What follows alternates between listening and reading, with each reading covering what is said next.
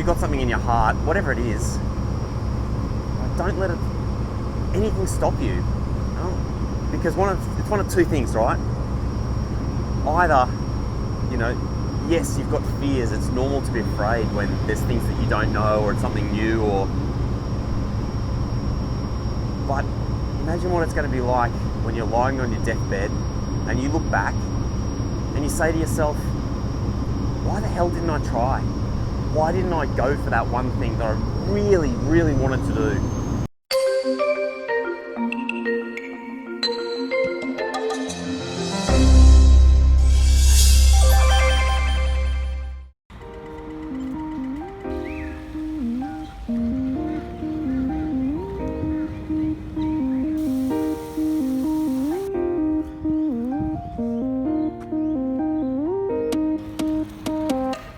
Most important stop of the morning.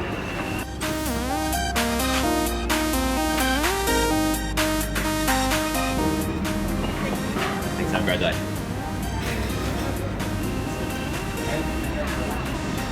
Hey, good morning. Thanks for joining me.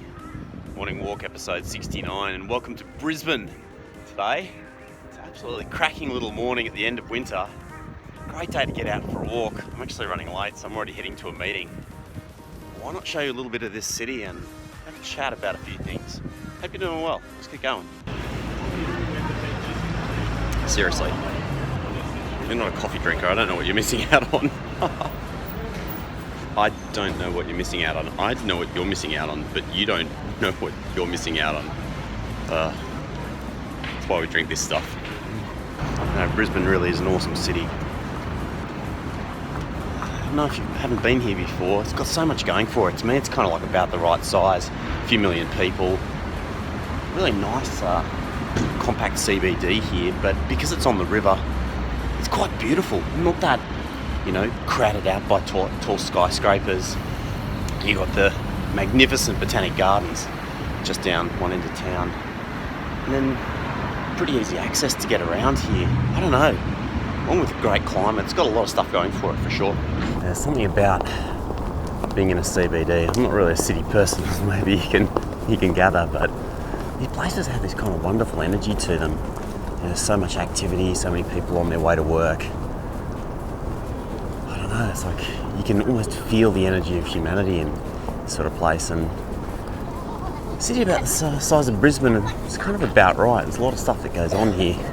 We've just arrived at the Queen Street Mall. It's kind of like the central shopping arcade in the middle of Brisbane. Very beautiful little strip, actually.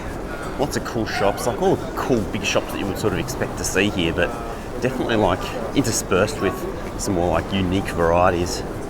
It's one of the kind of things about these big cities all around the world is they're getting a bit vanilla, aren't they? Just because rents in these sort of central areas are getting so expensive that it's kind of only the big established companies that can actually make it work.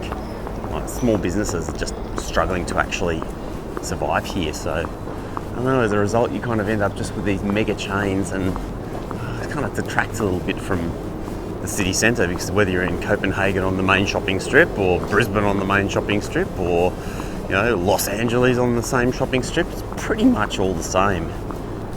It just seems to have taken some of the colour out of travelling around. And again, what does make these sort of city areas unique is the way that cities have put their personalised touch on it. I mean, look at that there. That's quite extraordinary. If you actually pause and look at it, it's like this big metal facade that's coloured and cut out with butterflies and everything. It's actually beautiful. The thing I think when we walk through these sort of city places day in, day out, or any kind of environment that we're in day out, after a while we just kind of tune out to all this beauty that's around us. It's a bit of a pity, really. Like, look, beautiful blue sky, great city, it's warm, weather's nice. I don't know, I kind of feel like everyone should be smiling today, even if you are on the way to work. I guess the other thing that really strikes me when we're walking through the CBD is seeing all these people on their way to work, how many people kind of look gloomy and unhappy. Now, true, maybe they haven't yet had a coffee. It's definitely a factor. But I don't know, I think so many people kind of get also stuck in routines without really thinking too much about why they're doing what they're doing and if it's right for them.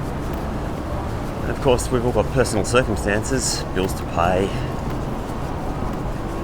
There's a lot of people out there who kind of don't really have any good reason not to change outside of just kind of like fear and being stuck. There's something to be said for breaking routines, right? Over a decade ago, my wife Maureen and I started our first business, AIM Overseas, and now it's quite a large business, something like $5 million, $6 million worth of turnover, so it's quite large, 12 staff. I don't think we ever expected it to be that big, but we started a business for an adventure. And now I kind of have the entrepreneurial blood in me and started the Global Society 3 or 4 years ago, and we have something like 15,000 members who've all studied overseas. And these have kind of become really driving forces in my life. The thing I love about being an entrepreneur is that life becomes really holistic. So many people you see walking around here, they like kind of have the job and then they have their life. And they go to one for 8 or 10 hours a day, and then they go home and they have life outside of work. And it's like you're kind of divided in two. Whereas when you're an entrepreneur and you're owning your own business, it's kind of like, it's all you, it's all yours. So yeah, it means you work a lot. You work on the weekends and after hours, but all of that is part of like the one life that you're creating for yourself, So it's really kind of this special, crazy thing that I certainly never would have thought about if it weren't for my wife, who was like really had the entrepreneur blood in her. And I just wanted to share a couple of stories with you about why, if that's in your heart, like if you feel like you want to start your own business, you should start it now and not in 6 months or in 2 years or in 5 years, but now. I'm going to tell you these stories, but we need to run because we have a ferry to catch. I really don't want to be late for my meetings today. This definitely puts a date on my podcast, doesn't it? my vlog. 2019, a good year.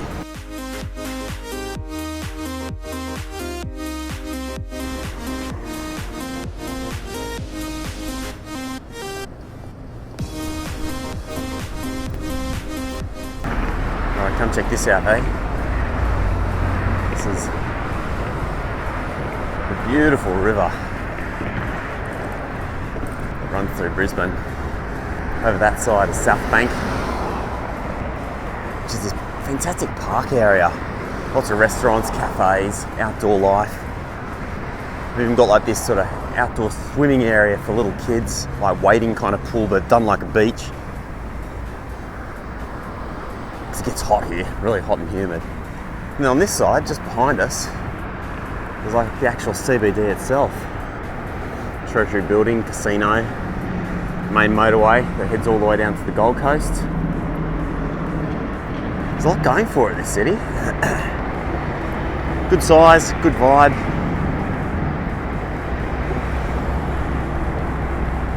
I better go take my ferry. One friend of mine, he's a bit older than I am, so into his 50s now, but he's got the hunger to be an entrepreneur, right? For as long as I've known him, and probably as long as he's lived, he's always wanted to run his own business. And he's always like working on plans and ideas. He's had some really good ideas over the years, actually. He's like done his spreadsheets and kind of worked out the details. But I don't know, just never seems to be able to pull the trigger and actually jump out there and do it. And there's something that's kind of like holding him back. I don't know what it is. Some people are like perfectionists. They want to have all the details right before they kind of jump in and do something like that. But kind of the reality of being an entrepreneur is that you've actually got absolutely no fucking idea at all what's going to work and what's not. And most likely you're going to make a whole bunch of mistakes. It's going to cost you money. It's going to cost you a lot of time. But like being an entrepreneur is like this incremental process, bit by bit, of working stuff out, working out what works and doing more of it, and then doing less of what doesn't work. So at some point, like, you just got to like pull the trigger on that sort of thing.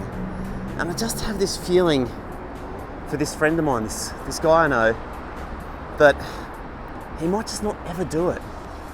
And you know, if I were talking to him right now, I'd say, mate, picture the moment that you're lying on your deathbed and you're literally lying there sucking in your last breaths on this earth, because we only get one chance. Would you look back and have regrets because you never did it? Because you never just kind of stepped out into the unknown and tried that idea? Whatever the idea is, like, maybe it's the wrong idea. Maybe it's something that you're not sure will work. Like, yeah, that's what being an entrepreneur is all about. But that moment, think about that moment when you're literally about to die. And is that feeling that you're going to have going to be one like, you know what, I've had a good life. I've done everything I wanted to do. I tried everything that I possibly could. It wasn't fucking perfect, but I did my best. Or would you be sitting there with regrets, wondering like, damn it, I wish that I'd tried. I wish that whatever it was that kind of held me back in those moments hadn't been so strong. Just step the fuck out there, all right? Just go do it. Because we only get this one chance, this one loop round the solar system as we do.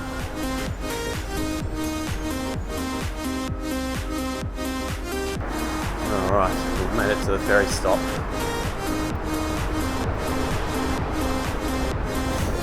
Down river and up river. We're going to be getting on right here. And we're going all the way up to the University of Queensland at Santa Lucia. I have a second friend who is definitely going to run a business one day, like no question. Like, she's super motivated, smart, really good about the details, and exceptionally good at iterating. So basically like trying something and then seeing what works and improving on it over time. And at the moment she's like working in a job that I really don't think she likes very much. Maybe that's even an understatement. Maybe she fucking hates it. And she was saying to me the other day that she's going to stay until she's been there for a year. She's been there 6 months. And I was sort of thinking to myself, okay, I kind of understand why. You know, people think that on your resume, you know, it looks bad that you've only been in a particular job for 6 months or something like that. But what's much more important about that is like the story that you can tell about your experience. So if you only spent 2 months in a place, or 6 months in a place, or even a year in a place, it's much less important, you know, how long you were there as what the story is behind why you stayed or why you left. And I think people overthink this so much. You know, like if you're going on to have another job, the person who's reading your resume, honestly, they don't give a shit if you only stayed for 6 months, as long as you have an interesting story or a relevant story as to why you bailed from that place after 6 months. And in the case of my friend, she's totally going to be an entrepreneur. She's totally going to run her own business. And it's one of those things, like, she's younger than me, no family, no kids. It's kind of like the perfect time to actually jump out and have a go at something. So the second thing I'd say is, like, don't let other people's perceptions and biases, or this shit that society throws at us. You know, like, society tells us all the time that we have to follow these kind of rules, and you must have an experience on your resume for 1 year, otherwise it's no good, it's not relevant experience. Bullshit. Like, anything that's helped you learn and grow is relevant experience that will help you move into the future. So don't be so worried about what other people think, and don't be so worried about what society tells you is right or wrong. It's your story that freaking matters. So as long as you own your story and you can tell your story and explain why you've done certain things, the rest doesn't actually matter. Because let's face it, like, if you end up working for somebody for whom that is important, they don't care about you. They care about some sort of bullshit story that society expects them to hear. That's not somebody that you actually want to work for. Let's be honest.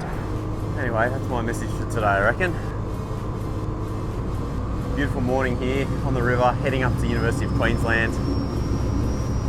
And like, don't let things hold you back.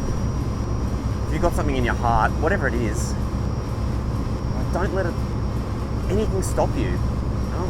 Because it's one of two things, right? Either, yes, you've got fears. It's normal to be afraid when there's things that you don't know or it's something new, but imagine what it's going to be like when you're lying on your deathbed and you look back and you say to yourself, why the hell didn't I try? Why didn't I go for that one thing that I really, really wanted to do? Or the opposite is also true. Like, why did you take so long to get started? Because of some narrative that society put in place, other people's opinions, other people's thoughts, other people's fucking problems that held you back. Don't let other people's problems be your problems. Like, just go for it. It's pretty freaking cool, isn't it? And having had that beautiful little rant, I'm going to sit down and enjoy this lovely little ferry ride. Whatever you're getting up to today, I hope it's a good one. I'm Rob, and I'll see you next time on the morning walk. Bye! Yoo-hoo!